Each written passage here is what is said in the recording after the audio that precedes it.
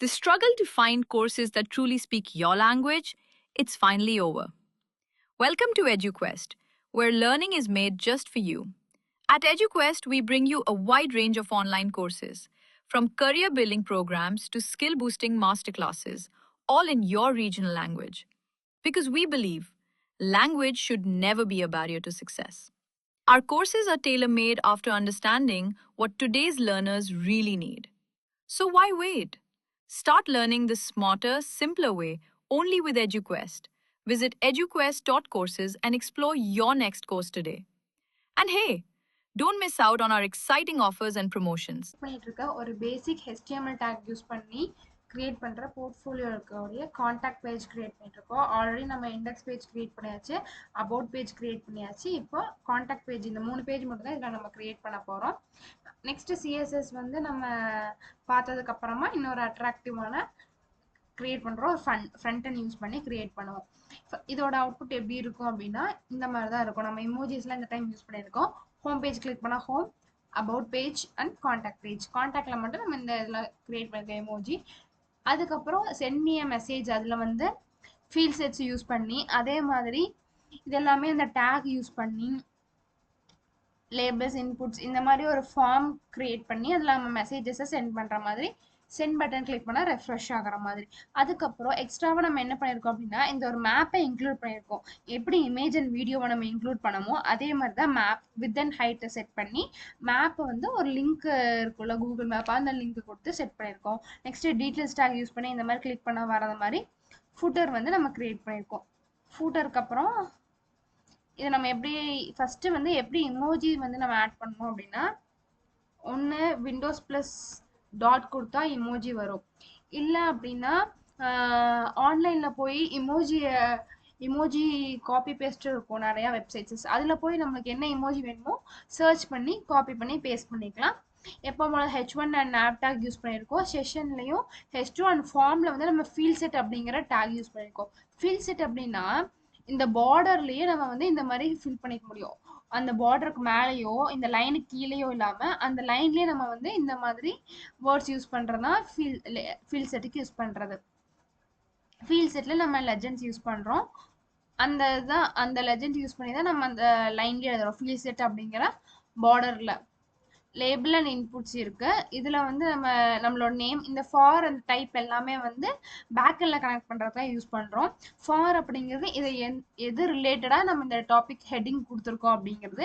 Type வந்து இது டெக்ஸ்ட்டாக இருக்கணுமா, அதில் டைப் பண்ணுறது வந்து ஒரு டெக்ஸ்ட்டாக இருக்கணுமா, இமெயில் ஐடி அப்படின்னா அட் இருக்கணும், ஜிமெயில் அந்த மாதிரி. நெக்ஸ்ட் வந்து ஐடி எல்லாமே வந்து நம்ம ஹேஷ் யூஸ் பண்ணி நம்ம இந்த சிஎஸ்எஸ்ல யூஸ் பண்ணும்போது இந்த ஐடி நேம் அதெல்லாமே நம்ம யூஸ் பண்ணுவோம். ஐடிங்கிறது ஹேஷ் சிம்பிள் யூஸ் பண்ணி இதை கால் பண்ணி யூஸ் பண்ணிக்கிறது தான். ரெக்வயர்டு அப்படிங்கிறது என்னது, அதை ஃபில் பண்ணல அப்படின்னா வந்து சென்ட் பட்டன் கிளிக் பண்ணால் சென்ட் ஆகாது, கேட்கும் ரெக்வயர்டு அப்படின்னு கேட்கும். அதுதான் வந்து ரெக்வயர்டுக்கான use. Name and ID, type டெக்ஸ்டா, இமெயில், பாஸ்வேர்டு, மெசேஜ். இதில் வந்து என்னன்னா டெக்ஸ்ட் ஏரியா மெசேஜ் அப்படிங்கிறது இதை நம்ம வந்து எக்ஸ்பேண்ட் பண்ணிக்கலாம். இது எவ்வளோ தூரம் வேணால் நம்ம இப்போ எக்ஸ்பேண்ட் பண்ணிக்கலாம். நம்ம எவ்வளோ டைப் பண்ணாலுமே அதை டைப் ஆகும் தவிர நம்ம எவ்வளோ டைப் பண்ணாலும் அதை எக்ஸ்பேண்ட் ஆகிட்டே போயிட்டுருக்கும். அதுதான் வந்து டெக்ஸ்ட் யாரா. இதில் வந்து நம்ம என்ன சொல்கிறோம், ரோ 5 அப்படிங்கிறது என்னன்னா அப்படின்னா இப்போ நம்ம ஏதோ டைப் பண்ணியிருக்கோம் அப்படின்னா இந்த மாதிரி ஒரு 5 லைன்ஸ் எழுதுனதுக்கு அப்புறமா இது வரைக்கும் விசிபிள் ஆகும். அதுக்கப்புறம் போகும்போது நம்மளுக்கு இந்த மாதிரி இதுவும் காமிக்கும் மேலே கீழே. அதே மாதிரி 5 ரோஸஸ் நம்மளுக்கு விசிபிள் ஆகும்.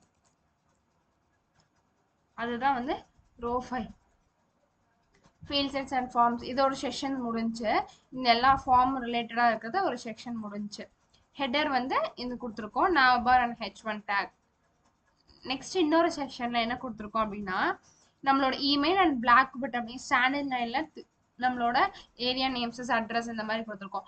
ஐஃப்ரேம் அப்படிங்கிறதுல இந்த எஸ்ஆர்சி அப்படிங்கிறது நம்ம வந்து கூகுளில் சர்ச் பண்ண வரும்ல, http.google.com மேப் அந்த மாதிரி .maps. இதை வந்து இதில் நம்ம வந்து லிங்கை எஸ்ஆர்சியில் ஆட் பண்ணிவிட்டு அது வித் எவ்வளோ இருக்கணும், ஹைட் எவ்வளோ இருக்கணும் அப்படின்னு நம்ம டிஃபைன் பண்ணிட்டோம் அப்படின்னா அதுக்கு தகுந்த மாதிரி நம்மளுக்கு வந்து வித் அண்ட் ஹைட் வந்துடும்.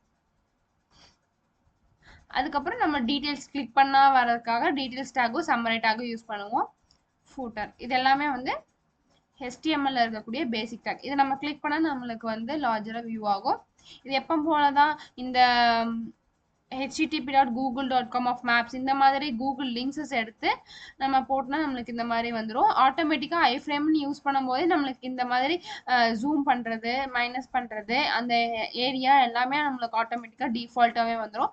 ஸோ அதை பற்றி நீங்கள் எதுவும் வரி பண்ண தேவையில்ல. இந்த இமோஜி மட்டும் வந்து நம்ம கூகுள்லேருந்து எடுத்துக்கலாம். இல்லைன்னா நம்ம விண்டோஸ் டாட் கொடுத்தோன்னா ஆட்டோமேட்டிக்காக நம்மளோட சிஸ்டம்லேயே வந்துடும். இதெல்லாமே வந்து பேசிக்கான HTML டேக்ஸஸ். இதுதான் மோஸ்ட்லி யூஸ் பண்ணுவீங்க. இதுக்கு மேலே இருக்க டேக்ஸஸ் வந்து இருக்கும். நீங்கள் வந்து டாக்குமெண்ட்ஸஸ் வந்து டவுன்லோட் பண்ணிக்கலாம்.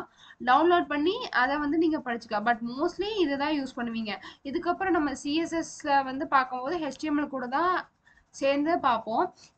அதுக்கப்புறம் பூட்ஸ்ட்ராப் போயிட்டுனா அது வேற மாதிரி இருக்கும். ரியாக்ட் போகும்போது JSX யூஸ் பண்ணும்போது டோட்டலாகவே டிஃப்ரெண்ட்டாக இருக்கும். இந்த HTML CSSல கான்சன்ட்ரேட் பண்ணுறதை விட மோஸ்ட்லி அந்த ஃபங்க்ஷன்ஸ் இதெல்லாம் நம்ம கான்சன்ட்ரேட் பண்ண வேண்டியதாக இருக்கும். ஸோ HTML CSSல நம்ம பேசிக்காக தெரிஞ்சுட்டு பூட்ஸ்ட்ராப் எப்படி ஒர்க் ஆகுதுன்னு தெரிஞ்சுட்டு ஆட்டோமேட்டிக்காக நம்ம ரியாக்ட்ல வந்து ஈஸியாக நம்ம அதில் போயிட்டுனா அதோட function Java script and react மட்டும் கான்சன்ட்ரேட் நல்லா பண்ணால் போதும். தேங்க்யூ ஃபார் வாட்சிங்.